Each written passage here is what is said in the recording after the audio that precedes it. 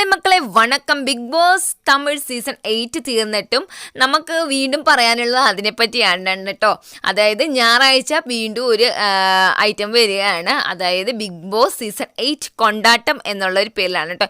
എല്ലാവരും ഉണ്ട്, അടിച്ചു പൊളിച്ച് ഡാൻസും പാട്ടും ഒക്കെ ഉണ്ടായിരുന്നു. അതേപോലെ നമ്മുടെ ജാക്ലിന് എല്ലാവരും കൂടെ ചേർന്നിട്ട് ഒരു ക്രൗണൊക്കെ കൊടുക്കുന്നുണ്ട്. അതേപോലെ നമ്മുടെ സൗന്ദര്യയുടെ ഫാൻസ്, കുട്ടി ഫാൻസൊക്കെ വരുന്നുണ്ട്. പിന്നെ മുത്തുക്കുമറിന് ഗംഭീരമായിട്ടുള്ള ഒരു വരവേൽപ്പ് പോലെ കൊടുക്കുന്നുണ്ടായിരുന്നു. അതേപോലെ തന്നെ നമ്മുടെ രഞ്ജിത്തിൻ്റെയും നടി പ്രിയതമയുടെയൊക്കെയും മറ്റ് വൈറലായിട്ടുള്ള ക്ലിപ്പ് അത് വീണ്ടും ഇമിറ്റേറ്റ് ചെയ്യുന്നുണ്ടായിരുന്നു. നല്ല രസമുണ്ടായിരുന്നു. അതിൻ്റെ പാർട്ട് 1 ആണ് കേട്ടോ സൺഡേ വരുന്നത്. സൺഡേ ഒരു വൈകുന്നേരം 4:30 അത് കാണിച്ചിരിക്കുന്നത്. പ്രമോ കണ്ടപ്പോൾ തന്നെ എനിക്ക് ഇഷ്ടപ്പെട്ടിട്ടുണ്ടായിരുന്നു. ഏതായാലും ഞാൻ കാണും, കണ്ടിട്ട് അതെങ്ങനെയുണ്ട്, അതിലെന്താണ് അവർ ചെയ്തിട്ടുണ്ടായിരുന്നത് എന്നൊക്കെ പറയാം കേട്ടോ. എന്നിരുന്നാൽ പോലും വീണ്ടും ഇവരെല്ലാം ഒത്തൊരുമിച്ച് നിൽക്കുന്നത് കാണുമ്പോൾ നല്ല രസമായിട്ട് എനിക്ക് തോന്നിയിട്ടുണ്ടായിരുന്നു. അതായത് ബിഗ് ബോസ് തീർന്നു, ഇനി അടുത്ത 9 തുടങ്ങണം. ഇനി അഥവാ അൾട്ടിമേറ്റ് ആണോ എന്നും അറിയത്തില്ല.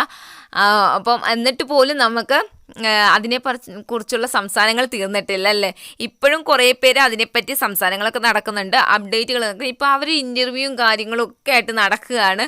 എല്ലാവരും മുത്തുക്കുമറിൻ്റെ ഇൻ്റർവ്യൂ ഉണ്ടായിരുന്നു, ജാക്ലിൻ്റെ ഇൻ്റർവ്യൂ ആണ് എനിക്ക് ഒത്തിരി ഇഷ്ടപ്പെട്ടിട്ടുണ്ടായിരുന്നത്, സൗന്ദര്യയുടെ ഉണ്ടായിരുന്നു.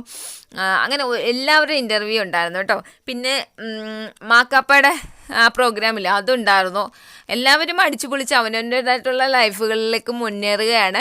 സത്യം പറഞ്ഞാൽ നമ്മുടെ സുനിത പറഞ്ഞ പോലെ ടോക്സിക് അല്ലാത്തൊരു സീസൺ തന്നെയായിരുന്നു. കാരണം അത്രയധികം വിവാദങ്ങളൊന്നും ഉണ്ടായിട്ടുണ്ടായിരുന്നില്ല ഈ സീസണിനെ പറ്റി. അതായത് ബാഡ് കമൻസും അതേപോലെ സൈബർ ബുള്ളിങ്ങും ഒക്കെ കുറവായിട്ടുണ്ടായിരുന്ന ഒരു സീസണായിരുന്നു ഇത്. കാരണം ഒരു ഉണർവില്ലായിരുന്നു. സത്യം പറഞ്ഞാൽ ഒരു അൾട്ടിമേറ്റ് വരേണ്ടതാണ് ഈ സമയത്ത്.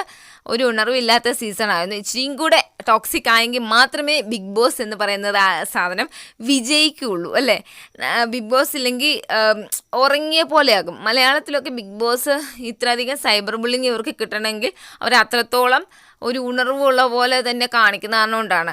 പക്ഷേ ഈ സീസൺ, കഴിഞ്ഞ സീസണിലൊക്കെ ഉണ്ടായിരുന്നു തമിഴിൽ, പക്ഷേ ഈ സീസണിൽ അത് കുറവായിരുന്നു. എല്ലാ സീസണിനെക്കാട്ടിലും അപേക്ഷിച്ച് കുറവായിരുന്നു കേട്ടോ. എന്നാലും നമുക്ക് സൺഡേയിൽ എന്താണ് ഇവർ കാണിക്കുന്നത് എന്നൊക്കെ നമുക്ക് നോക്കാം കേട്ടോ.